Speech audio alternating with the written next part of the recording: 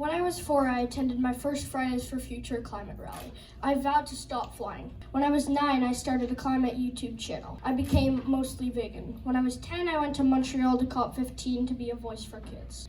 I've been fighting climate change for my whole life. When I started, I learned it would be hard to keep warming to 1.5. I just had no idea that there would be so many people fighting against a livable future for their kids and grandkids. We are here this week to ask for 6 things. 6 is a long to-do list. I'm happy if my chore list has 1 thing on it, but we've got to get them done. Kids know about being fair. If a company pays a lot of carbon fees to make a carbon-intensive thing, they shouldn't have to compete with other countries that don't have that fee. They also shouldn't have to compete with other Canadians who take their stuff in other countries where there is no fee and bring them here to sell it for less. Canada needs a CBAM, which means a carbon border adjustment mechanism. Number 2, you're not supposed to market candy to kids because it's bad for them. So why is it okay for an oil and gas company to sponsor a hockey team? I guarantee climate change is a lot worse than junk food.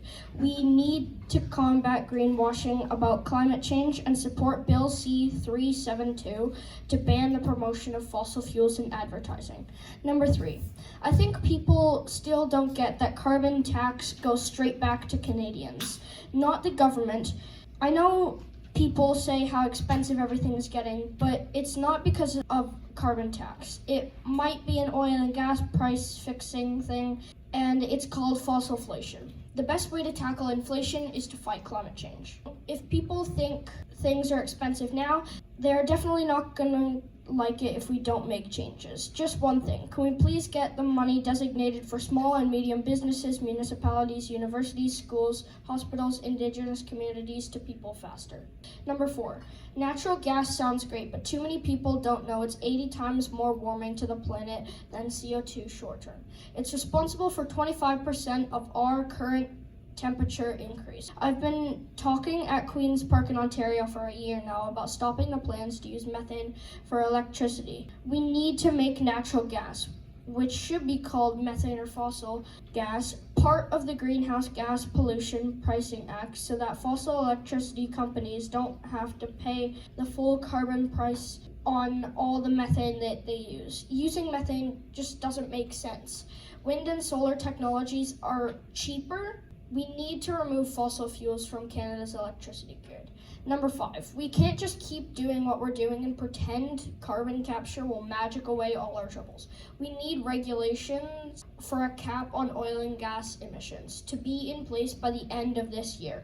We can't allow fairy tale carbon offsets or a decarbonization fund that will allow oil and gas to avoid their responsibility with crazy loopholes. You know how sometimes your teacher says, good first effort, but could you go back and please try again? Yeah, me neither, but that's kind of where we are right now with federal emission reduction plans. Number 6, I know there are good people working for Canadian banks. Senator Rosa Galvez finance bill would force Canadian financial institutions and government-owned corporations to finally start to get down to work to fight against climate change. Let's get that done. We are fighting a war that some people don't even believe in, and we're not winning right now. 18.5 million hectares burned in Canada last year. That's twice the size of Portugal. In a poll from late last year, 72% of Canadians surveyed said they were worried about climate change. Only 7% said they weren't worried. The problem is that affordability worries pushed it out of the top concern. But climate change is only going to make affordability worse. It's time to get companies to step in and help keep Canada the best place on earth to live and learn and work and own a company. I'm not gonna lie, it took me a really long time to understand all of this. And I'm no expert, I'm just 11. I'm basically here to say thank you for all you've done so far to create a livable future for your kids and grandkids. Thank you for being superheroes.